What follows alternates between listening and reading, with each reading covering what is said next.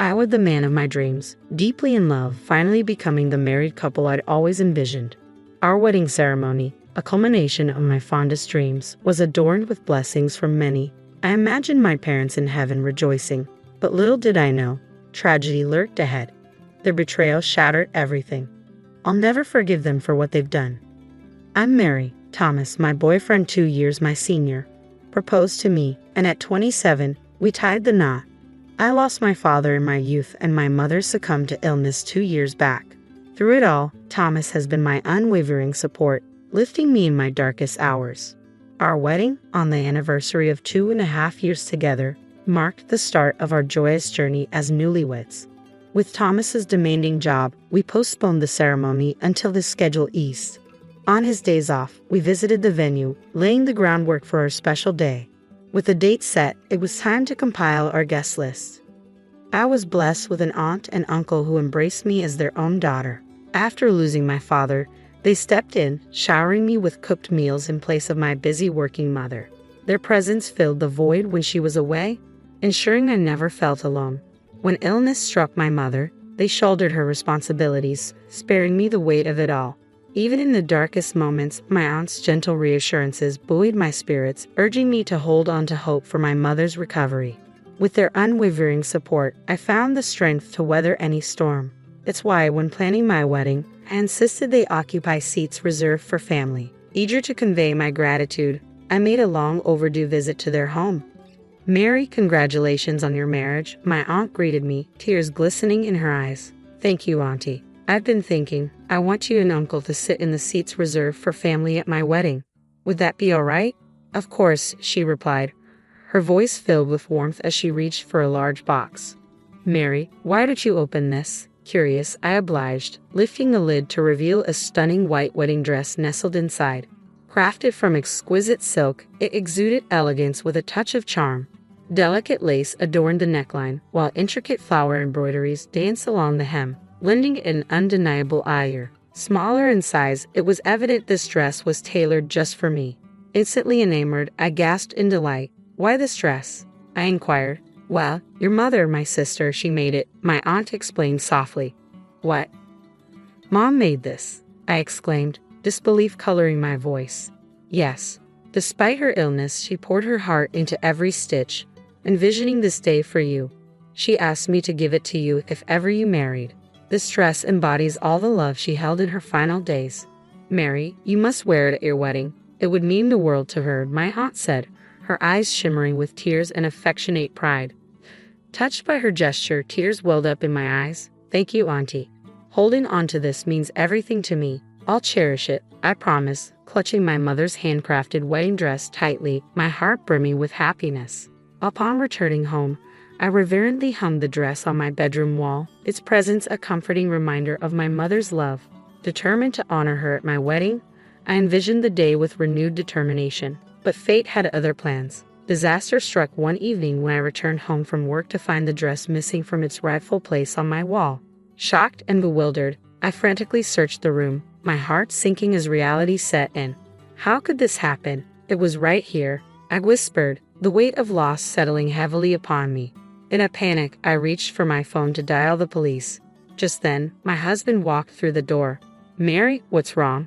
he asked, concern etched on his face as he hurried to my side. "My dress, it's gone. I had it right here," I sobbed, gesturing to the empty space on the wall. "I think someone took it." My distress seemed to startle my husband, and his response caught me off guard. "Oh, is that all?" he remarked casually, prompting me to question him further. "What do you mean, Thomas? Do you know something?" I asked, my voice trembling with uncertainty. His revelation left me stunned. "Well, yes. My sister mentioned she needed a dress for her upcoming wedding and wanted to borrow yours," he confessed. "What?" I gasped incredulously, realizing he had lent my precious wedding dress without consulting me. It dawned on me then that she had used the spare key from our mailbox to retrieve it. He handed my dress over to his sister without consulting me. I was beyond disbelief, my anger boiling over as I confronted him. "How could you do this?" I demanded, my voice trembling with fury. His nonchalant response only fueled my frustration. "Our wedding is still months away, so what's the harm?" he reasoned, as if it were inconsequential. And my sister was ecstatic. She's tight on funds and saw it as a saving grace. Saving grace? I never authorized any of this.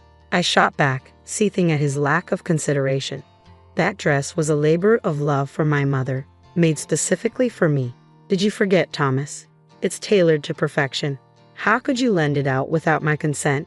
His attempt to pacify me only infuriated me further. Relax, it's not like it's a one-time use item. You'll still get to wear it. So what's the problem? He insisted. The problem? It's crystal clear. Why should your sister wear my dress before I do? It's just plain wrong, no matter how you spin it.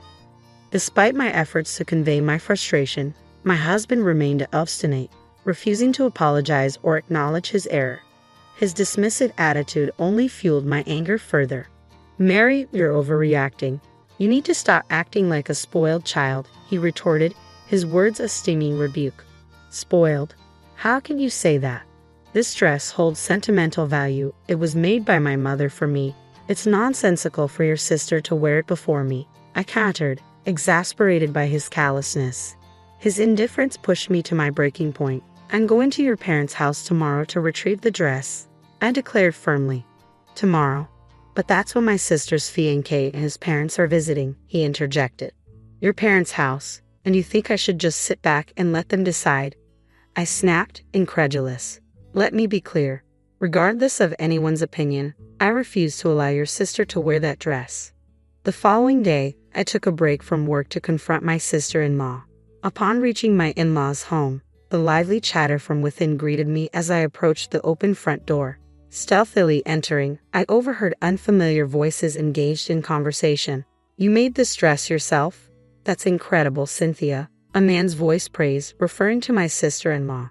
Cynthia, basking in the admiration, modestly deflected the compliment. Oh, it was nothing, she downplayed, proudly showcasing my mother's meticulously crafted wedding dress to her fiancé and his parents. A surge of emotions welled up within me as I listened, my heart heavy with indignation.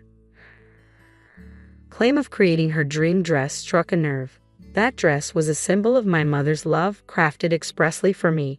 Without realizing it, I found myself drawn towards them, propelled by a mix of anger and hurt.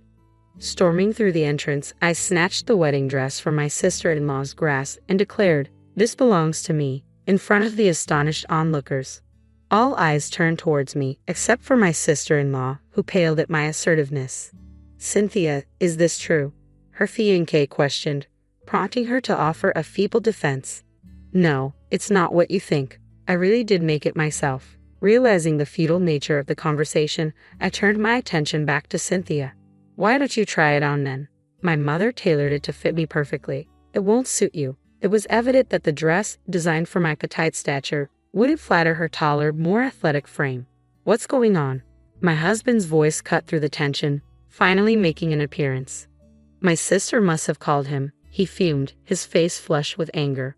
Mary, what on earth are you doing? Are you trying to sabotage my sister's wedding? Sabotage. If anything, it's my wedding that's in jeopardy. I shot back at my husband, bracing myself for another outburst.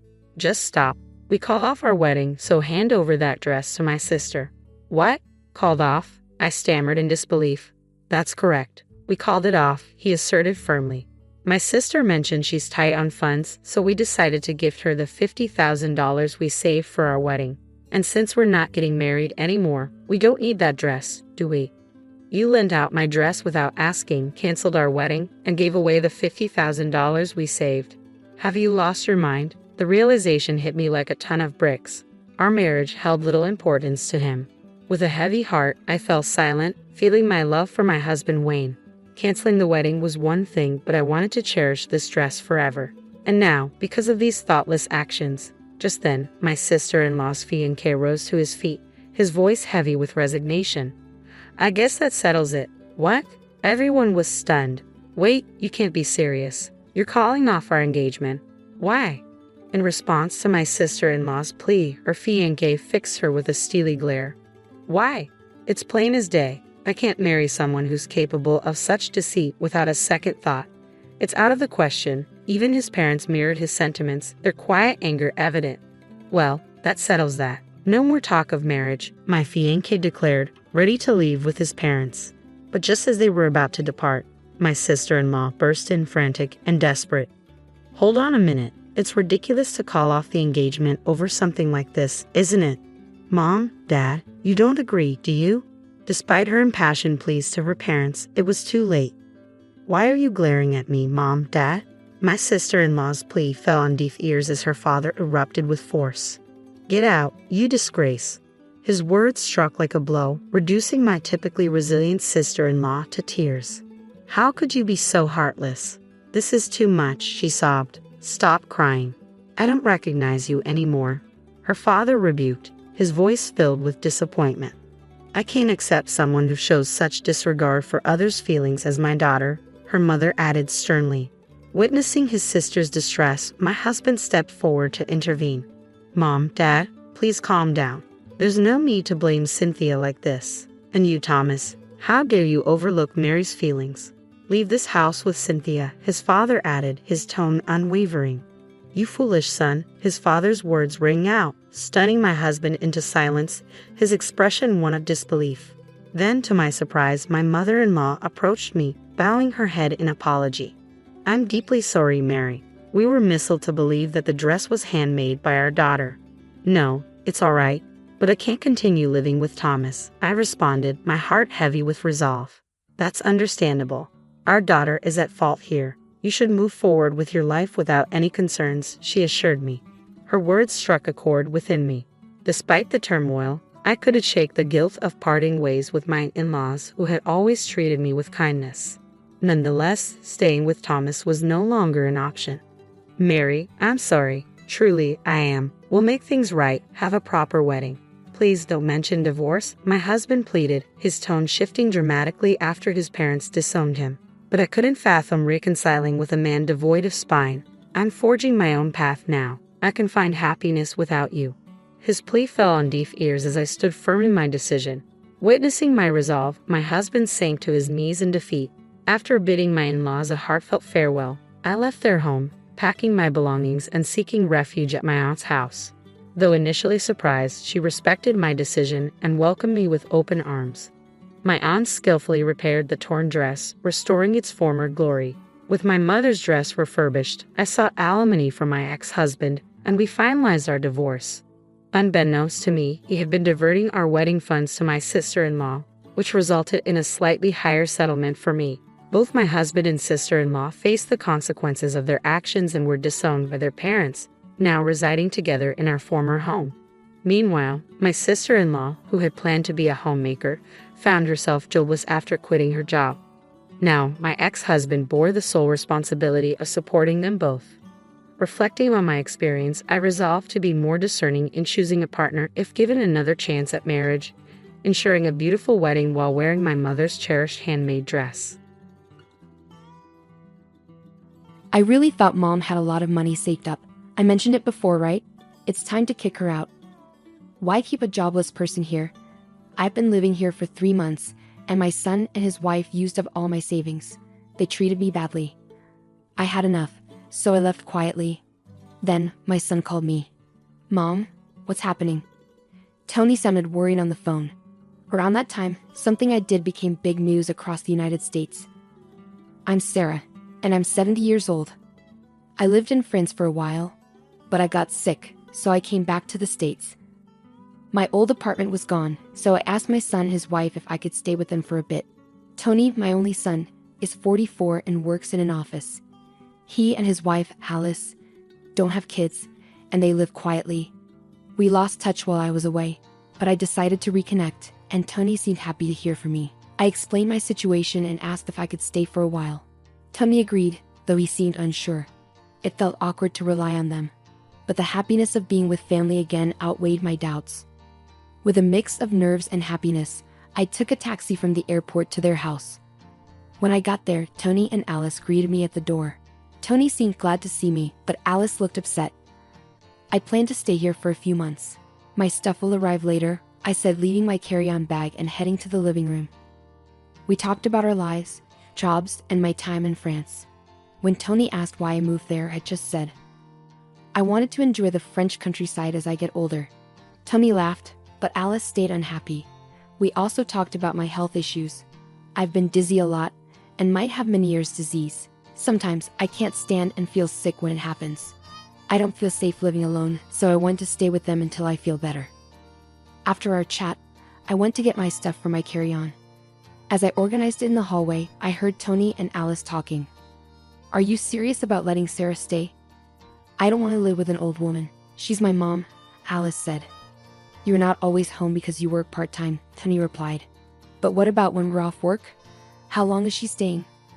"I want her gone," Alice insisted. "Mom will leave eventually. Let's talk about money tomorrow. Just keep it down, she might hear you," Tony warned. "She can't hear us, she's old." "Old age brings sharp ears for insults," Alice said. There I was hearing their conversation in the hallway. I felt bad for suddenly staying with Tony and his wife. It must be hard for them, but I'm happy to spend time with them after so long. When Tony was young, I raised him alone after my husband died. We didn't have much, and Tony faced difficulties with his health. This doesn't make up for that, but I came here to apologize and show gratitude. It's a shame I'm not welcome, but they have their own lives. I went to the guest room they gave me, trying to calm my anxious heart. The next morning, Tony went to work, leaving just Alice and me at home.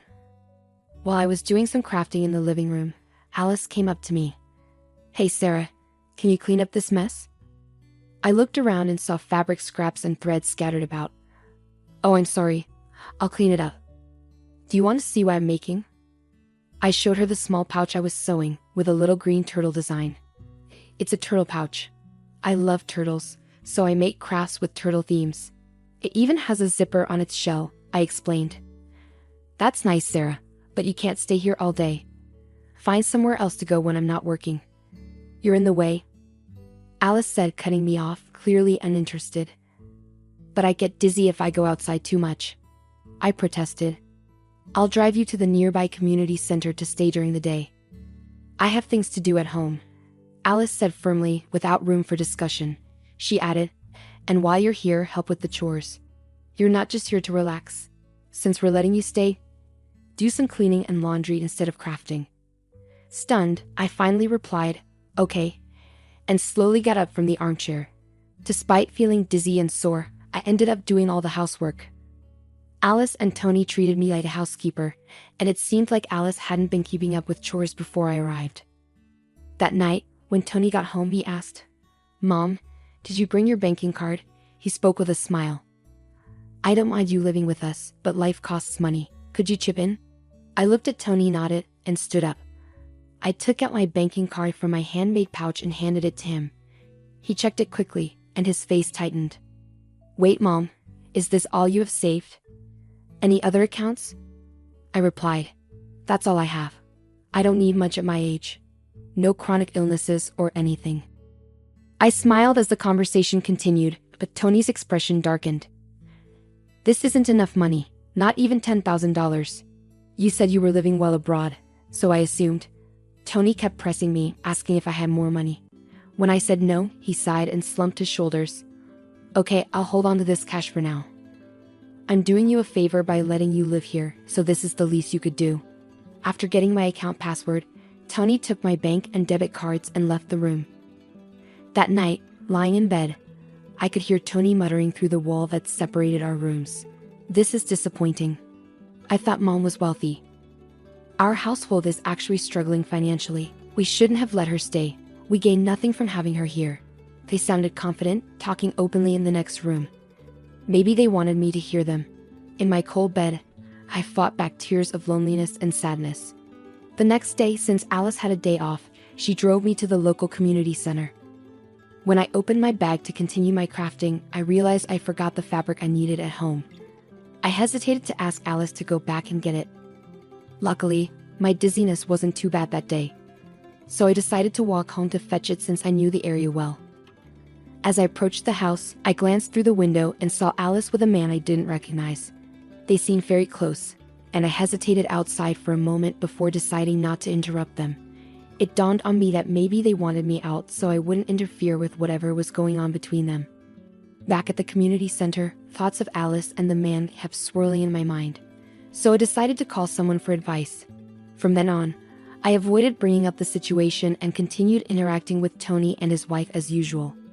However, whenever I left the house, I made sure to leave a red turtle pouch conspicuously on the living room side table. 3 months had gone by since I moved in with Tony's family. By then, I had essentially become the household's maid. When I was home, I had to do endless chores, and when Alice was around, I was sent off to the community center. Most of my savings had been drained by Tony, who had a gambling addiction. He spent most of his free time on lotteries and slots, likely stemming from financial hardships he faced as a child. At first, I tried to talk to him about it, but it always ended in anger. After enduring 3 months of hardship, I reached my breaking point. One night before a long weekend, I decided to address something I've been pondering. Tony, Alice, I want to thank you for letting me stay with you. Tony, I know I caused difficulties for you when you were young due to our financial situation. I apologize for any trouble I've caused, but I'm grateful. I presented a homemade turtle pouch from the table. It was green with a zipper on the shell. This is a token of my appreciation to both of you. I hope you'll accept it. To my surprise, neither Tony nor Alice showed any interest in my handmade gift. Mom, enough of that. Can't we access some funds from your French account or something? Tony suggested. I already told you there's no more money. Look, I put a lot of effort into making this. Can't you accept it as a gesture of love? Remember how happy you used to be when I filled the shell with candy and a bit of pocket money? Tony's irritation grew. I'm not a child anymore. I don't find joy in receiving something like this, Sarah. How much longer do you plan to depend on us? Frankly, it's irritating. Tony and his wife exchanged a cold look, appearing desperate. I asked Tony, do you remember Joe? He helped us out in that old apartment we lived in. What? I don't remember. Stop bringing up old stories, Tony replied sharply. A heavy silence settled between us as I held onto the turtle pouch tightly, feeling the paper inside. The next day, Tony and his wife went on vacation, leaving me behind. After our conversation the previous night, I had already planned to leave the house. I quickly packed my bags with the arranged carrier and sent them off to my home in France. I made sure to include the red turtle pouch in my carry-on bag. Leaving a brief note of gratitude and farewell on the table, I walked out of the house where I had stayed for 3 months. After leaving the house, I didn't immediately return home. Instead, I stayed in a hotel in the US for a while. I had matters to attend to, and I figured Tony and his wife would reach out to me eventually. True to my expectations, about 2 weeks later, Tony called. Mom, what's the deal with the turtle pouch? It's yours, right? Tony's voice sounded frantic over the phone. Oh, you noticed? I replied calmly. I wasn't surprised when I saw the news on TV about the turtle-shaped pouch. Inside it was a check for $1 million. It was my way of expressing gratitude for all they'd done and apologizing for any trouble I caused them when Tony was young. Some might think it shallow to make amends with money, but I had dreamed of this day for over 40 years, saving up bit by bit. Before meeting Tony after so long, I did some research and discovered he was in debt. He had tried to clear his gambling debts by gambling more, only to sink deeper. Despite having a steady job, he couldn't break free from the cycle.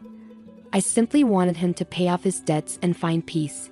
However, they refused my gesture, forgetting the kindness they had once shown my family. So I decided to split the $1 million check into smaller amounts and donate it to charities and welfare organizations across America. I placed the donations in the handmade turtle pouch and sent them anonymously. The turtle pouch became a sensation, making headlines and trending on social media. Alice, isn't that the turtle pouch? Someone commented online. Yeah, looks like it, another remarked. Yes, that's the one. I was planning to give them filled with money too, I replied. I see. Well, he could have just told us. We would have accepted it. If you didn't want my feelings, then you don't need my money either. Tony's voice was angry over the phone. It's my money. How dare you deceive me? Give it back, he demanded. I couldn't bear to listen to Tony's anger any longer, so I pulled the phone away from my ear. After a moment, I spoke. All right, calm down. You're giving me a headache. There's one more turtle. And if you really want it, it's yours. Tony eventually settled down and insisted on having the turtle. We agreed to meet later at a cafe. On the appointed day, I brought the last red turtle in an envelope to our meeting spot. Tony and his wife were already there, demanding the money before I even sat down. When I silently pulled out the red turtle, Tony snatched it immediately, unzipping its shell. But instead of finding a check, he found a small electronic device. What the heck is this? Tony was confused. He found a tiny button and pressed it. A voice started playing, and Alice, standing next to Tony, turned pale. Seated next to Tony, Alice's expression changed as she heard a voice recording. It was her own, speaking warmly with another man who wasn't Tony. What is this? Why? What's happening? Alice seemed to finally understand that it was a recording of her having an affair at home. She tried to grab the recorder from Tony's hand, but he held on tight. While they struggled, I opened the envelope. I brought out several pictures and laid them on the table, showing Alice cheating with another man at home. Faced with undeniable evidence, Alice was flustered and kept asking, why? Why? Tony picked up the photos one by one, studying them closely. Something didn't feel right since I arrived at your house. A friend suggested I hire someone to find out, and even offered to cover the costs. Why would you do this? What's wrong with you? Alice's voice trembled. Well, you're my son's wife. It's heartbreaking to think family would deceive each other. Maybe you'll understand when you're older. Fate brought me here to uncover your infidelity, Alice. Have you been lying to me this whole time? Tony's disappointment was evident in his voice. Tony, when did this start? You have secrets too. If you're saying she cheated, you need to admit your mistakes, Alice argued. I never cheated, but what about the money you owe? Tony went quiet, and Alice took her turn to speak. What about you spending all your money on gambling? I only use the money I earn, and you have a part-time job, so you should have some savings, Alice replied. As I listened to their argument, it was obvious this couple had been holding on somehow until now. Both of you are broke. Tony, you owe $40,000. Alice, you've been giving all your earnings to your other person. I had someone check your finances too, I interrupted. Both Tony and Alice were really surprised, and they started yelling at each other. I was stunned when I found out about the investigation results. This couple was really close to running out of money. Listen, if we get Mom's money, we can pay off the debt. So just give it to us already, Tony insisted. I already gave away all the money. The only thing left is this red turtle statue, I clarified. He spent all my savings on gambling, remember? Tony accused Alice. What? No way. All of it? Alice's eyes widened in shock. In a fit of anger, Tony lunged at me across the table.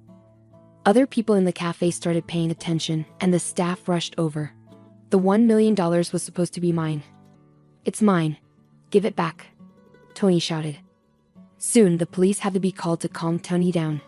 After they talked to him, they kindly escorted me back to my hotel because I was worried about Tony's aggressive behavior.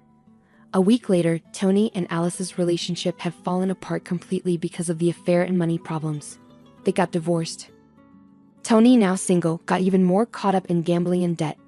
He was caught trying to steal money from his job and was fired. To make things worse, his angry outburst in the cafe was recorded and shared on social media, making it hard for him to find another job. Unable to face the embarrassment, Tony cut off all contact and disappeared. After the divorce, Alice didn't have anyone to depend on, so she moved into an old public housing unit and lived alone. Just as I was about to make a donation to help rescue turtles, a post I made online joking about my own turtle went viral. Alice started experiencing harassment and stalking because of it, which eventually spread to her part-time job and got her fired. Even the man she was having an affair with got tired of her and left. Now she doesn't have any income and is relying on temporary assistance for needy families. After that, I went back to my home in France. Once I finished unpacking in my apartment, I changed into a dress smoothly. While I was going over some work documents, I heard a noise at the door. It seemed Joe, my roommate, had come back home. Hey, Madam President. Welcome back. How was your trip to America? Joe greeted me with a smile as he hung up his coat and put down his bags. Hey Joe, I'm back, and look, I brought back so many souvenirs, I said excitedly. Wow, all my favorites. Thanks. I'll bring some to the storytelling event at the community center tomorrow, Joe said happily. Joe carefully examined each souvenir on the table, his face glowing with delight. After we both got back on our feet, Joe and his wife moved away for work. Years later, we unexpectedly met in the city, and I started helping with a support program for people in need that Joe had started. By then, Joe's wife had passed away, and we began working together as partners in both business and life. I've been leading the organization since Joe retired a few years ago. What began as a small initiative by Joe and his late wife has grown into a large international organization over the past 30 years. Currently, our focus is on helping single moms raise their children. A few years ago, we moved to France to study their advanced support systems. While we've become well known in France, we're still not widely recognized in America. I plan to expand our activities there soon and wanted to spend some time with Tony and his family just as a mother before they found out about my work. In the end, I couldn't get them to understand how I felt. But that's their decision. Even though it was brief, I was happy to spend time together as a family. Now at 70 years old, I believe age is just a number. There's still so much I want and need to accomplish. I straightened my back in my dress and began pondering my upcoming international speech for tomorrow. See, it's clear now. All the money goes to your brother, as stated in the will. No need to doubt it, said the person in charge of the will. What? Are we really allowed to take all this money? My husband asked, looking at me and my happy sister-in-law. The will says that my brother gets the whole $100 million inheritance from our father. I feel really sad reading it. Does this mean I've lost everything and have to stay with this terrible man forever? But then, my brother says one thing that changes everything. My name is Catherine. I'm 55 years old, and I'm a housewife. My husband's name is Robert, and we've been together without any children. Robert is what you might call a typical male chauvinist.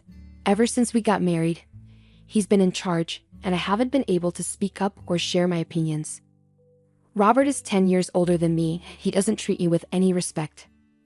I feel like I'm his servant, always doing household chores. And if I do something he doesn't like, he's quick to criticize me. He even blames me for us not having children, which makes me cry almost every day. I've thought about divorcing him, but I don't want to worry my family, and I don't have the money to support myself. So I've been enduring his mistreatment and trying to stay strong despite his hurtful words. The only person who gave me any emotional support was my father. My father used to be a successful businessman. He built a company from nothing and turned it into a big company. Even though he worked a lot, he cared for my brother and me in his own way. But after my mother died in a car accident shortly after I got married, my father threw himself into work even more, maybe to distract himself from the loneliness. It was clear that my father's excessive work had taken a toll on him. He had a stroke and had to go to the hospital. Thankfully, his life wasn't in danger, but he was paralyzed on his left side. This was the cost of pushing himself too hard for so long. I managed to convince him to retire. I was worried about him being alone, so I convinced my husband, and we moved in with my father. Once he stopped working, my father seemed to age quickly. He started showing signs of dementia and soon became bedridden and needed constant care. Taking care of my father on top of everything else was overwhelming. I had to handle the housework, look after my husband, and now take care of my father, who had dementia. Sometimes he would be quiet, but other times he would yell and move around a lot, especially at night, or he would wander off. I was always tired from lack of sleep, stress, and the constant work. But sometimes my father would have moments of clarity, and we could talk peacefully like we used to.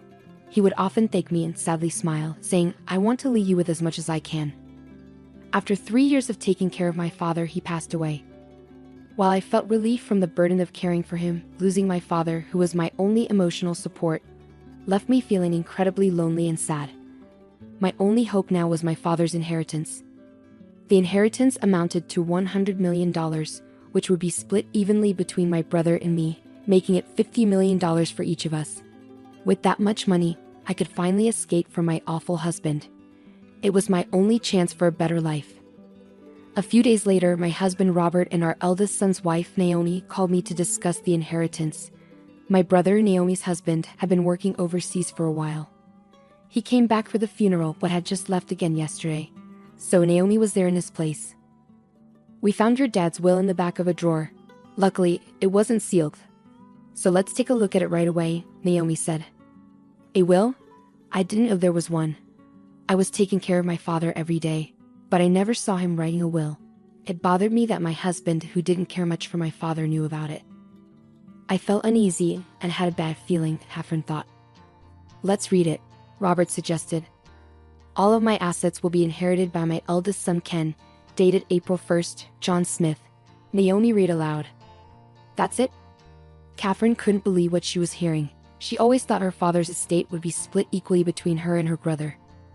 It was hard to believe that all of her father's $100 million estate would go only to her brother. Well, hold on a second. That doesn't make sense. Why would it be like that? Catherine questioned. My husband handed me the will and urged me to look at myself as I started to panic. Sure enough, it was written in the will, with my father's signature. I immediately suspected that the will might be fake. My father had always been fair to both my brother and me, and he wouldn't have favored just one of us. But could my kind and honest brother really keep all the inheritance for himself? As I pondered this, my brother's wife burst into laughter. Wow, we get to keep all of his money. It feels a bit wrong, but if that's what he wanted, we have to respect it, right? She said. I couldn't accept this at all. As I held the will silently, both my husband and my brother's wife glared at me. Hey, are you doubting this? If so, you can bring in a handwriting expert or something. Just because it's inconvenient for you doesn't mean you can start doubting it. You really have a bad attitude, my husband scolded. I'll do that, Catherine murmured quietly, deciding to have the will checked by an expert. To my surprise, the results showed that the will was undoubtedly written by my father himself. I was disappointed and fell into despair, thinking about the past. I had spent my life taking care of my husband and my father, enduring my husband's anger and hurtful words. It was painful, but the time I spent with my father was happy. I believe he cared for me too. The thought that my beloved father didn't care about me was more shocking and unbearable than not receiving the inheritance. I might have to leave this familiar house and land because they are part of my father's estate. My hope of divorcing my husband also seemed impossible now. When I told my husband about the appraisal result of the will at home over the weekend, he sneered at me with a self-righteous face. That settles it. All the inheritance goes to your brother. Don't go meddling in things anymore. The will was real. Always doubting, you worthless wife, he said, leaving the house after saying those words. Lately, my husband has been spending a lot of time away from home. He comes home from work very late, and he's often not home on weekends like this.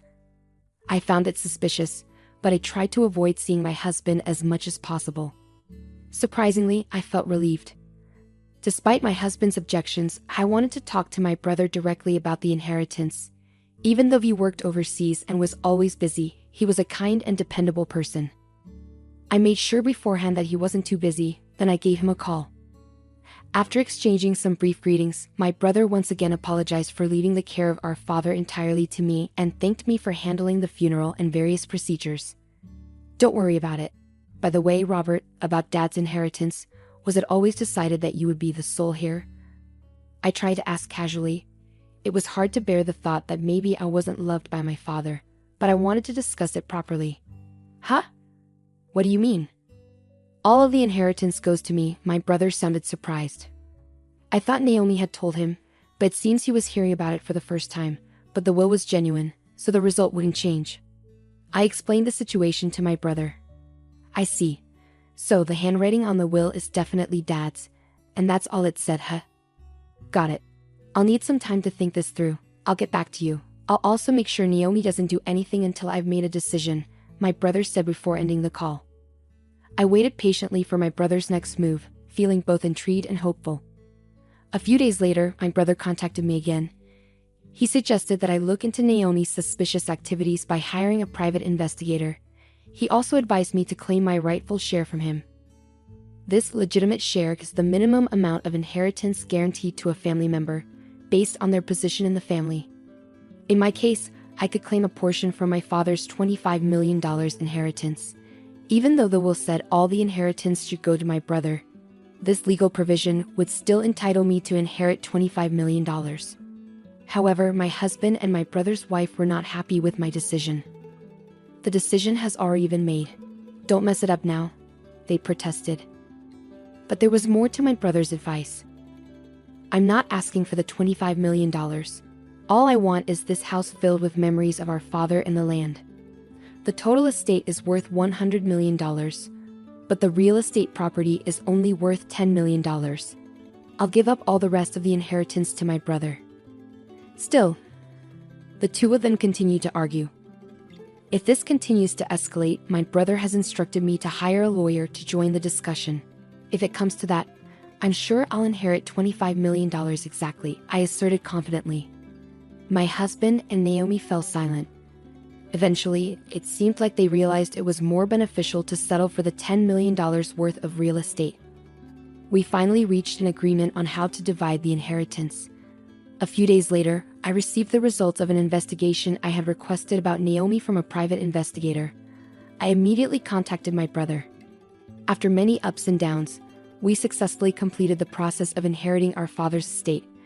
My brother Ken rushed from abroad to help during the process. I inherited the family home and land, valued at $10 million. My brother inherited the rest of the estate, which amounted to $90 million. Naomi and my husband seemed pleased with how things were going as they had hoped. After finishing the inheritance process, the four of us left the law office and went back to our father's house. While enjoying a cup of tea in the living room, my brother spoke up, placing his smartphone on the table. "Great job, everyone. Now that we successfully inherited Dad's estate, there's something I want to discuss," he said with a smile. With that, he took out a document from his pocket and laid it out on the table. The expressions on my husband's and Naomi's faces turned pale as they read the contents. The document was titled, "It's a Will." At the end of it, there was my father's signature and stamp, dating back about 5 years ago. "This is a will that Dad gave to me when he was still working. It was made with 2 witnesses at a notary office, so it's legally valid," my brother explained.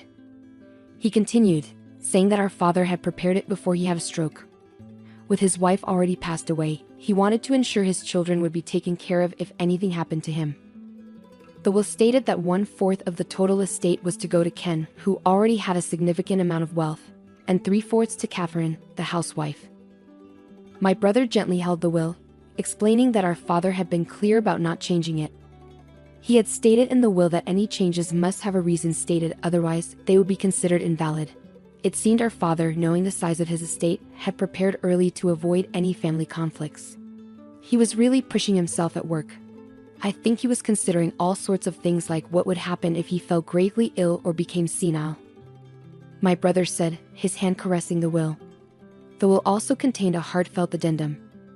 "I hope that there will be no conflicts over the inheritance and that the family will continue to live happily together." It was filled with our father's warm wishes for the family. Learning that I was loved by my father just as much as my brother touched me deeply, and my heart swelled with emotion. However, my husband and Naomi beside me grew pale.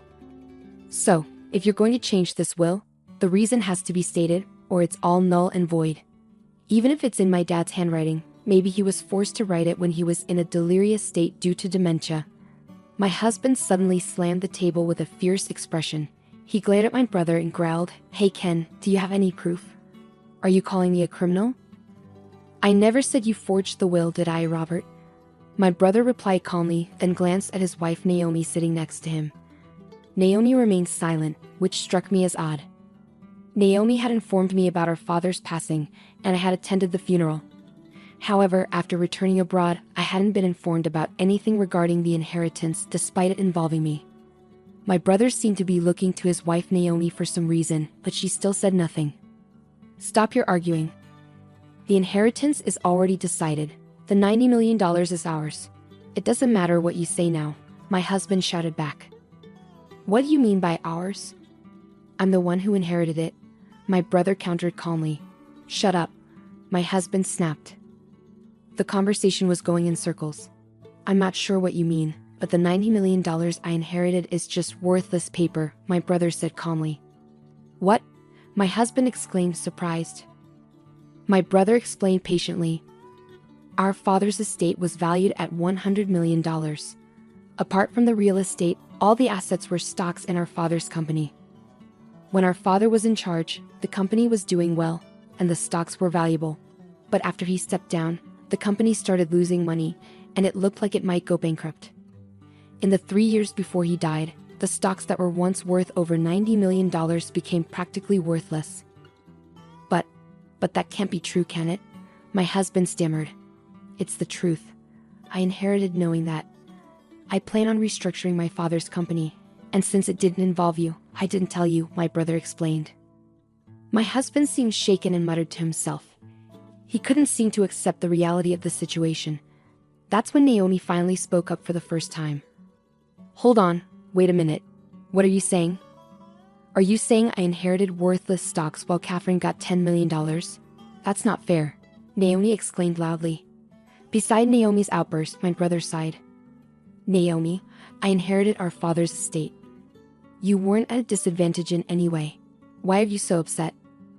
But I thought we were getting all of that $100 million. I had plans for it. My husband glared sharply at the flustered Naomi. So you and Robert were plotting to get all of our father's money, and while doing that, you were having an affair, weren't you? My brother accused. Naomi and my husband remained silent, frozen in place. Why? Naomi muttered hoarsely. My brother glanced at her before continuing. After our phone call, I started suspecting Naomi. Why didn't she talk to me about the inheritance? Why had her interactions with me been so brief lately, and why had she started ignoring my calls? I thought something was fishy, and when I saw her pictures on social media, I knew she was cheating on me. And soon, I'll be getting a lot of money. I'll be living like a famous person. I've been discussing with my girlfriend how we'll spend it. She said we'll have a blast when we get the money. I'm thrilled. But Naomi, I don't recall talking about this with you. I wonder who this girlfriend is. No, wait. You're misunderstanding, Naomi interrupted. Ignoring his confused wife, my brother brought out a bait envelope. He took some photos out and placed them next to the will. They showed Naomi and Robert going into a hotel together, looking very close. It was obvious they were in a tight relationship. I've been overseas, you know. I hired a private investigator to look into things because I was curious about your girlfriend, my brother said, showing the solid proof. Naomi started trembling. Looking at Naomi's affair partner, my husband, I noticed he was furious, completely red-faced, which was quite different from the pale Naomi. Curse you, poking around like some creep. What's all this nonsense about your silly will in these photos? It's absurd. My husband exploded. Stop. Suddenly, Naomi raised her voice. She approached my brother with a fake charm, like a bad actor. Hey, you're mistaken. It's all a mix-up. It's all Robert's fault. He convinced me that if I went along with him, I'd get all of your dad's money. Hey, wouldn't you want to get $100 million? I thought it was for your own good. My husband, who felt deeply hurt, stared at Naomi in shock. This photo, we were just fooling around. You were always away, and I felt lonely. But you're also to blame, right? Please forgive me. The $90 million is off the table now. Let's take the $10 million from Catherine's property. Did you fake the will? I asked. Huh? No way. Robert did it. He said it was simple and had it written by your dad. Look, it's not my fault, Naomi explained. When the truth about the fake will came out, my husband got furious and tried to attack Naomi, but my brother stepped in quickly. You jerks. You've got nothing on me. You'll pay for this in hell. My husband yelled, kicking a chair. While he raged, my brother calmly watched and casually took out his phone. Oh, looks like my phone was recording the whole time since we got home. I forgot to turn it off. My husband went pale and fell silent. By the way, I didn't mention it earlier, but this room has security cameras that record everything. I installed them because of Dad's bad memory, just in case something happened, my brother added. In the quiet room, only my brother kept speaking. Forging a will is a serious crime. Your earlier threat could get you in legal trouble. There's a police station nearby, and they'd be here soon if we report it. But since the inheritance matter is settled now, and if you promise not to touch Catherine's things again, maybe we don't need to involve the police. What do you say? While saying this, my brother began using his phone. I might as well send this recording to my computer overseas. After silently watching everything, I pulled a document from my bag and handed it to my husband. Robert, I want a divorce. Wait, hold on. Think about this. I'm sorry. We've been together for so long, haven't we? Who do you think has been providing for you all this time? My husband pleaded. I've had it. No more excuses. Either agree to the divorce or I'm calling the police, I said firmly, gripping my smartphone tightly with a determined expression. Robert slumped his shoulders and nodded. Naomi, it's over between us. You were planning to take the money and be with Ken, weren't you? I heard your conversations with him from a private investigator, I accused. Naomi hung her head, covering her face with her hands. After our divorces, my brother and I went our separate ways. Robert moved out of the house, thinking he had secured a significant inheritance, only to find out it was worthless. Naomi revealed the truth about the forged will, and everything that unfolded in the living room was captured on camera. Robert must have been furious, but he was powerless. The surveillance camera, initially installed for my father's care, also documented evidence of Robert's emotional abuse. Even if I had inherited my father's assets, I planned to use them as evidence in a divorce trial if Robert resisted.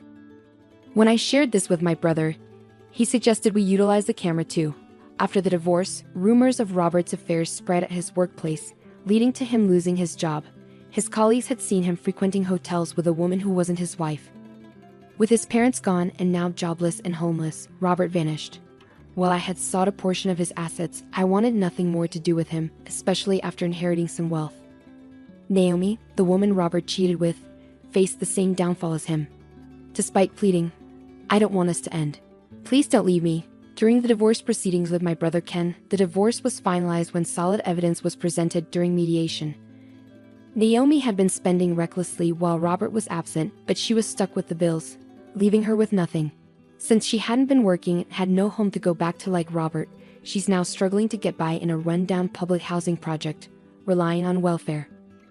Meanwhile, my brother Ken continues to work overseas, but he's selling the house he shared with Naomi and will be moving in with me into our father's house. With Ken's financial help, my life has become more stable, and I've been able to live comfortably. The value of the land left by my father has been steadily increasing, now worth over $100 million. Free from the responsibilities of caring for my dad and the emotional abuse from my ex-husband, I'm finally living a peaceful life, with time for myself. Alone in a spacious house, I started to think about how to make the most of it. Around that time, I watched a TV show about foreign exchange students staying with host families, and it gave me an idea. I decided to open up my spare rooms for rent. I offer affordable rooms to college and exchange students, and now my house is bustling with life. We share meals, play games, and help each other with schoolwork. It feels like we're one big happy family. On days when I have some free time, I enjoy reading books at the local library. Since I don't have kids of my own, and my marriage had drifted apart, I used to worry about being lonely after losing my father. But now, my days are filled with energy and joy. Even at my age, it's fulfilling to connect with young people and give back to the community in my own small way. There were times when life seemed too hard to handle, but now I have my brother, my roommates, and the people in my neighborhood to share life with. Every day is filled with contentment and happiness. I'm grateful